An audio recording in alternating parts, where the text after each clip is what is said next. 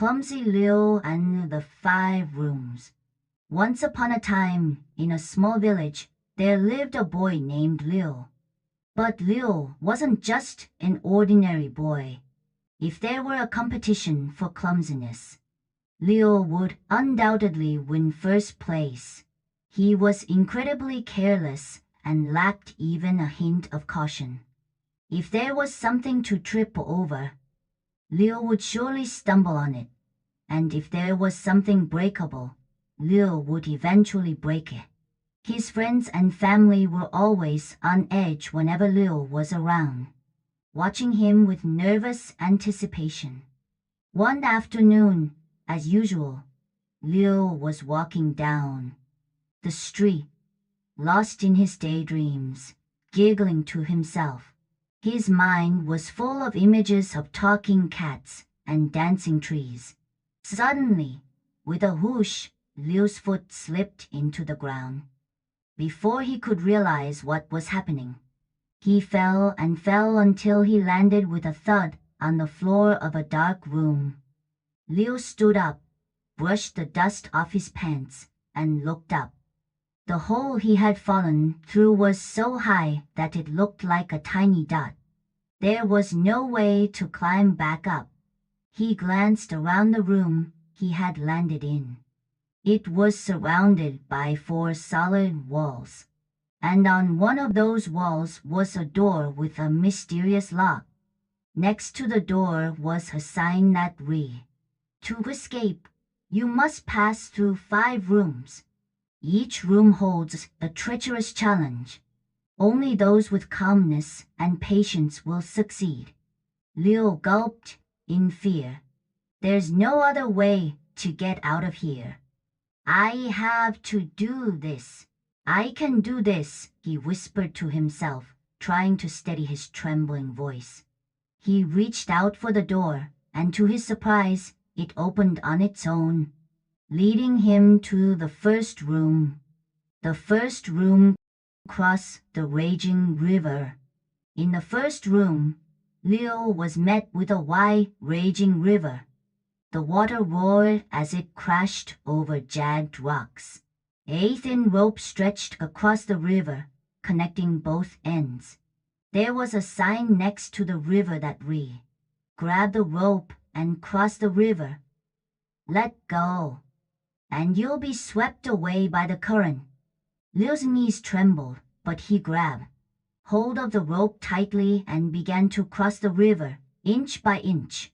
However, halfway across, his foot slipped on a wet rock, and he barely managed to cling to the rope, dangling above the swirling waters. Fear started to overwhelm him, but then he remembered the times he had hung upside down on the swing at the playground. He took a deep breath, lifted his legs, and managed to hook them over the rope. Now, like a monkey, Leo began to inch across the rope, upside down, slowly. Making his way to the other side, exhausted but safe, Leo finally reached the opposite bank and moved on to the next room. The second room, the sleeping cobra. The second room was dimly lit, and in the middle of the room lay a giant cobra, coiled up and fast asleep. The door to the next room was right behind the snake. A sign on the wall warned, "Pass the snake without making a sound. Even the slightest noise will wake it." Leo swallowed hard. He was always noisy and never really good at being quiet. But this time, he had no choice. He took off his shoes and tiptoed towards the door. As he got closer to the cobra, he held his breath and moved very slowly. But just as he was about to reach the door, Leo slipped slightly and accidentally stepped on a small pebble. Crunch! The snake's eyes shot open, its head raised and its tongue flicked out, searching the room. Leo quickly thought on his feet. He reached into his pocket and pulled out a cookie he had saved for a snack. He tossed it to the far corner of the room. The curious snake slithered towards the noise, and while it was distracted, Leo quietly opened the door and slipped into the next room. The third room string the beads. The third room was filled with hundreds of tiny beads. On the opposite side of the room was another door, locked with a magical padlock. Above the door was yet another sign.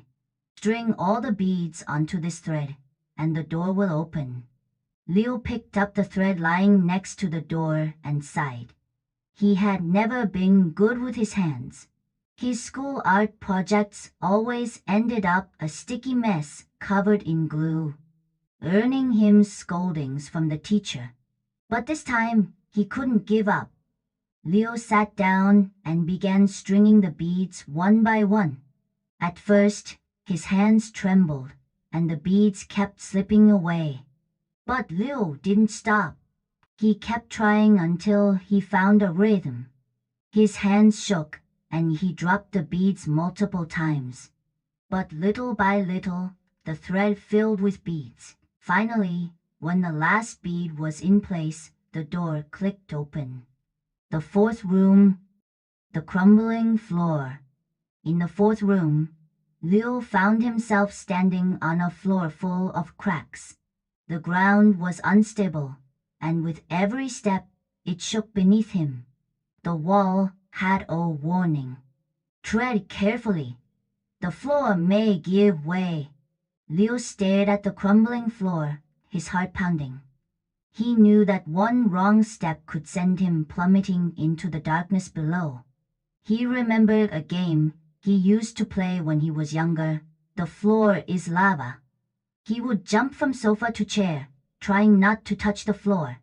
Taking a deep breath, Leo decided to think of this as just another game.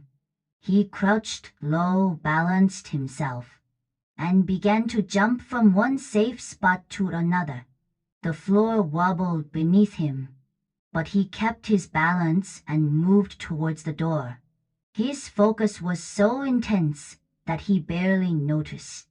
When the door finally swung open on its own, the fifth room, the flying plates. The final room was the strangest of all. Dozens of plates flew through the air, zooming back and forth as if a crazed kitchen had come to life. The sign above the door read, "Dodge the plates and reach the door without breaking any." Leo's eyes widened as he watched the plates whizzing around. Given his clumsy nature, this was the room where he was most likely to make a mistake.